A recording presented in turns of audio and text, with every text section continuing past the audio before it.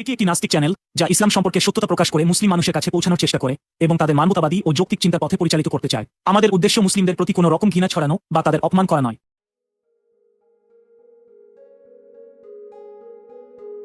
ইসলাম সর্বদা নারীদের দমন করেছে, সে শুধু একজন সাধারণ নারী হোক, স্ত্রী হোক বা দাসী হোক।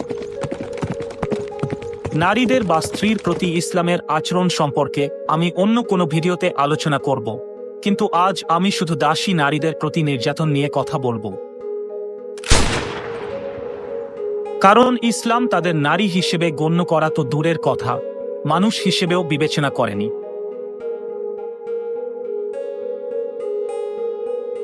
যৌন দাসী এরা ছিল দুর্ভাগা নিরপরাধ নারী, যাদের স্বামী বা পিতাকে মুহাম্মদ যুদ্ধের সময় হত্যা করেছিল।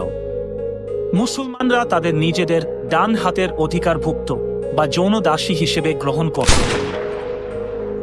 আমার পূর্ববর্তী ভিডিওতে আমি আলোচনা করেছি কিভাবে ইসলাম তাদের সম্পদ লুট করেছে, তাদের হত্যা করেছে এবং তাদের নারী ও শিশুদের বন্দী করে দাস বানিয়েছে।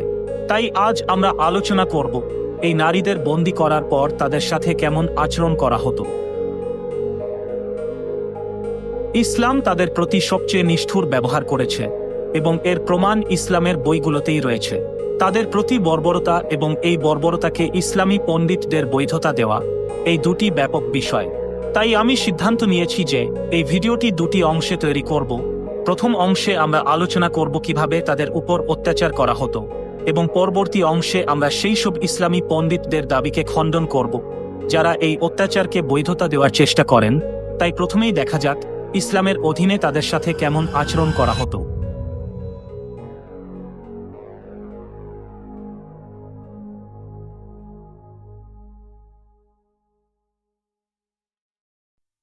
এই চ্যানেল কোনো ধর্ম বা সংগঠনের সহায়তায় পরিচালিত হয় না। এই মহৎ অভিযানের জন্য আমাদের সহযোগিতা প্রয়োজন। প্রতিটি ভিডিও তৈরিতে একটি পুরো টিম কাজ করে এবং ইউটিউব থেকে কোনো উল্লেখযোগ্য আয়ের উৎস নেই। আপনার মাসিক নিয়মিত সহায়তা এই চ্যানেল এবং মিশন টিকিয়ে রাখতে খুবই প্রয়োজনীয়।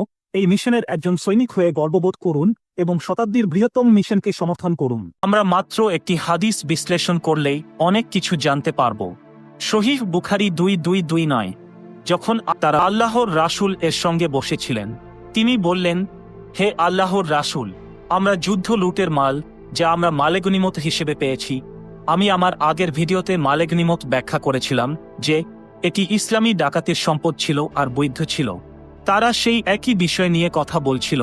তারা বলল, আমরা তাদের দামের প্রতি আগ্রহী। তাহলে কোইটোস ইন্টারপ্টস সম্পর্কে আপনার মতামত কি? কোইটোস ইন্টারপ্টস এর অর্থ হল সহবাসের সময় বীর্যপাতের আগে পুরুষাঙ্গকে বার করে নেওয়া, যাতে গর্ভধারণ না হয়। তারা মুহাম্মদের কাছে জানতে চাইল এটি বৈধ কিনা। নবী বললেন, তোমরা কি সত্যিই এরম করো? এটা তোমাদের জন্য ভালো নয়। আল্লাহ যে প্রাণের অস্তিত্ব নির্ধারণ করে থাকেন তা অবশ্যই অস্তিত্ব লাভ করবে। যেমন আমি আগেও বলেছি, মাত্র একটি হাদিসই আমাদের অনেক কিছু জানাবে। প্রথমত, এখন আমাদের কাছে পরিষ্কার যে এই নারীরা যুদ্ধ লুটের মাল হিসেবে গণ্য হতো এবং ইসলাম এটিকে বৈধ করেছিল। দ্বিতীয়ত, আমরা এখান থেকে এটাও বুঝতে পারি যে তাদের ধর্ষণ করা হতো এবং বিক্রিও করা হতো। আর তাদের গর্ভবতী হতে না দেওয়ার মূল কারণ ছিল বাজারে তাদের কম দাম পাওয়ার আশঙ্কা, কারণ অবিবাহিতা নারীদের মূল্য বেশি ছিল। মুহাম্মদ মূল্য সম্পর্কে কিছু বলেননি, কারণ তার সময় এটি একেবারে স্বাভাবিক ব্যাপার ছিল। কিন্তু সবচেয়ে গুরুত্বপূর্ণ বিষয় হল তিনি যা বলেছিলেন তা একজন শয়তানের কাছ থেকেও আশা করা যায় না। সত্যি আল্লাহর রাসূল বলছেন, কোইটোস ইন্টারপ্টস করো না, কারণ আল্লাহ যাকে সৃষ্টি করতে চান সে অবশ্যই পৃথিবীতে আসবে। অর্থাৎ তারা ধর্ষিত হচ্ছে আর মুহাম্মদ তাদের গর্ভবতী করার পরামর্শ দিচ্ছেন। কখনো কখনো এই ধরনের হাদিস পড়ার পর আমার মনে হয়, আমাদের মানবতা কোথায়?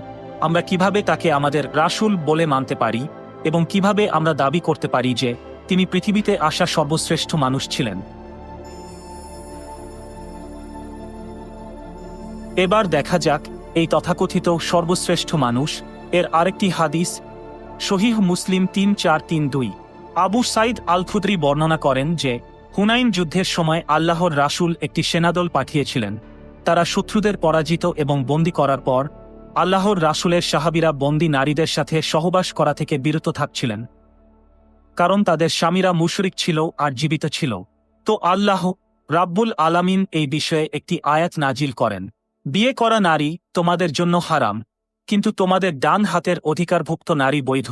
এটি কুরআনের একটি আয়াত, সূরা আন-নিসা 4:2-4।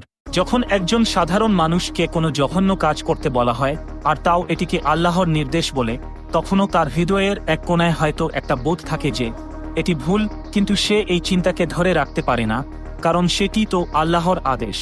মানুষ ভাবে যে যদি এটি আল্লাহর আদেশ হয় তবে সম্ভবত এটি সঠিক, তখন সে তার মানবতাবোধকে হত্যা করে এবং আল্লাহর আদেশের সামনে মাথা নত করে। যারা এই নারীদের বন্দী করেছিল তারা নিজেরা এই নারীদের সঙ্গে যৌন সম্পর্ক করতে পিছুপা হচ্ছিল। হয়তো তাদের মধ্যে মানবতা ছিল, হয়তো তারা অজুহাত দিছিল যে তাদের স্বামীরা কাফির, তাই আমরা এদের ধর্ষণ করতে চাই না। হয়তো মানবতা তাদেরকে ধিক্কার জানাচ্ছিল, কিন্তু রাসূলের মধ্যে কোনো মানবতা ছিল না। তিনি তৎক্ষণাৎ তাদের ধর্ষণ করতে চেয়েছিলেন, তাই তিনি একটি আয়াত সামনে আনলেন যা তাদের এই নারীদের ধর্ষণের বৈধতা দিল।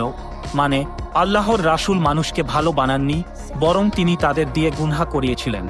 একবার ভাবুন, আজকের যুগে যদি কোনো সেনাবাহিনী যা আক্রমণ করে নারীদের দাস বানায়, তারপর জীবিত স্বামী থাকা সত্ত্বেও তাদের ধর্ষণ করে, তাও ঈশ্বর এর নামে, তাহলে আপনি সেই লোকদের কি নামে ডাকবেন? সন্ত্রাসী। একদম ঠিক কথা। এরা কুরআন ও হাদিসের শিক্ষা অনুসরণ করে, আর এ কারণেই তারা সন্ত্রাসী। এখন আসুন আরেকটি হাদিস দেখি। এই হাদিসটিকে মুসলমানরা গর্বের সাথে উপস্থাপন করে এবং বলে যে আমাদের রাসূল স্ত্রীর প্রহার নিষিদ্ধ করেছেন। কি অবিশ্বাস্য বোকামি! সহিহ মুসলিম 7:6-2-1-3-2 নবী বলেছেন, তোমাদের কেউ তার স্ত্রীকে এমনভাবে প্রহার করো না যেভাবে তোমরা দাসীকে প্রহার করো, কারণ দিনের শেষে আবার তার সঙ্গে সহবাস করতে হবে। সুতরাং আল্লাহর রাসূল বলেছেন এখানে স্ত্রীকে প্রহার করে সহবাস করো না যেমনটা তুমি দাসীদের সাথে করো। এখানে তিনি বলেননি যে কারোর সাথে এরম করো না, তিনি শুধু বলেছেন স্ত্রীকে দাসীর মতো প্রহার করো না। এর মানে ওই সময় স্ত্রী এবং দাসী দুজনকেই মারা হতো, কিন্তু নবী শুধু স্ত্রীদের জন্য এই নিষেধ আজ্ঞা আনলেন। এখন শুধু দাসী নারীদের এই শাস্তি ভোগ করতে হবে। তো এই শাস্তি হতো এই নারীদের উপর। তাদের বিবাহ বাতিল করা হতো, তাদের ধর্ষণ করা হতো, তাদের বিক্রি করা হতো। তাদের ধর্ষণ বৈধ ছিল, এমনকি ধর্ষণের ফলে গর্ভবতী হওয়া বৈধ ছিল। তারপর সেই সন্তানের লালন পালনের দায়িত্বও তাদের ওপর চাপিয়ে দেওয়া হতো। এই ধর্ষণ ও গর্ভধারণের যন্ত্রণা তাদের আজীবন মনে করিয়ে দিত যে তারা কি ছিল এবং তাদের মূল্য কি ছিল। তাদের জীবনের মূল্য নির্ধারিত হতো একটি বই কুরআন এর মাধ্যমে। একটি আয়াত নাজিল হতো রাসূলের ওপর যা তাদের ভাগ্য নির্ধারণ করত। এটাই ইসলামে যৌনদাসীর বাস্তবতা, যা সমগ্র পৃথিবী আর মানবতাকে লজ্জিত করে। তারপর মুসলমানরা আসে এটিকে ন্যায্য প্রমাণ করতে, আর নির্লজ্জতার সাথে এটাকে ঠিক ও বলে। আমি অনেক মুসলমানদের সাথে এ নিয়ে বিতর্ক করেছি এবং অনেক আলেমকেও দেখেছি এটি বৈধতা দিতে। তারা চেষ্টা করে এটিকে মানবতার অংশ হিসেবে দেখানোর। তারা শান্তিপূর্ণভাবে এটিকে ন্যায়সঙ্গত করার চেষ্টা করে। কিন্তু আমার প্রিয় মুসলিম বন্ধুরা, একবার নিজের কাছে নিজেই একটি প্রশ্ন করুন, যদি সেই সময়কার পরিস্থিতি তোমাদের পরিবারের নারীদের ওপর আসে, তাহলে কি তখনও তোমরা এটিকে সঠিক বলবে? কখনোই না, তাই তো। এমনকি যদি ইসলাম এই নারীদের সন্তানদের নিজেদের সন্তান হিসেবে গ্রহণ করে, তবুও এটি ন্যায়সঙ্গত হতে পারে না।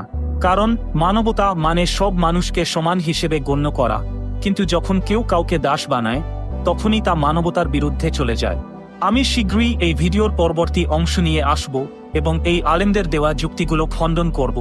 এই অসহায় দাসী নারীদের প্রতি তারা যে অন্যায়কে ন্যায়সঙ্গত করার চেষ্টা করে, আমি সেটাই উন্মোচন করব। তারা এটিকে মানবতার অংশ বানানোর চেষ্টা করে। আমি আপনাদের সবার কাছে আবেদন করছি, আমার চ্যানেলে আরও মানুষকে যুক্ত করতে সাহায্য করুন, যাতে আমরা ভবিষ্যতে মানবতা রক্ষার জন্য আরও পদক্ষেপ নিতে পারি, আর আরও মানুষ মানবতার প্রকৃত বার্তা পেতে পারে। আমরা যেন মানবতার জন্য কিছু অবদান রাখতে পারি। একদিন যখন আমাদের ভবিষ্যৎ প্রজন্ম আমাদের জিজ্ঞাসা করবে আমরা জীবনে কি করেছি, তখন অন্তত আমরা বলতে পারবো আমরা মানবতার জন্য এটা করেছি। অনেক সময় দেখা যায় যারা ইসলামের বিরুদ্ধে ভিডিও তৈরি করে, তাদের চ্যানেল ইউটিউব বিভিন্নভাবে সীমাবদ্ধ করে দেয়। অনেক সময় এমনকি তাদের চ্যানেলও মুছে ফেলা হয়। এমন পরিস্থিতি এড়ানোর জন্য আমাদের বিকল্প প্ল্যাটফর্মেও যুক্ত হতে হবে, যাতে যদি কোনো দিন এমন কিছু হয় আমরা সবাই আবার একত্র হতে পারি। এই কারণেই আমি আমার ইনস্টাগ্রাম অ্যাকাউন্ট তৈরি করেছি। আমার প্রোফাইল লিংক নিচে পিন কমেন্ট এ দেওয়া আছে। আপনারা সেখানে আমাকে যোগাযোগ করতে পারেন এবং আপনার মতামত শেয়ার করতে পারেন। এটাই ছিল আজকের জন্য। আমরা আবার পরবর্তী পর্বে একই বিষয়ে দেখা করব। ততক্ষণ পর্যন্ত নিরাপদ থাকুন, আপনার প্রিয়জনদের যত্ন নিন। জয় হিন্দ। সায়েন্স হাফিজ।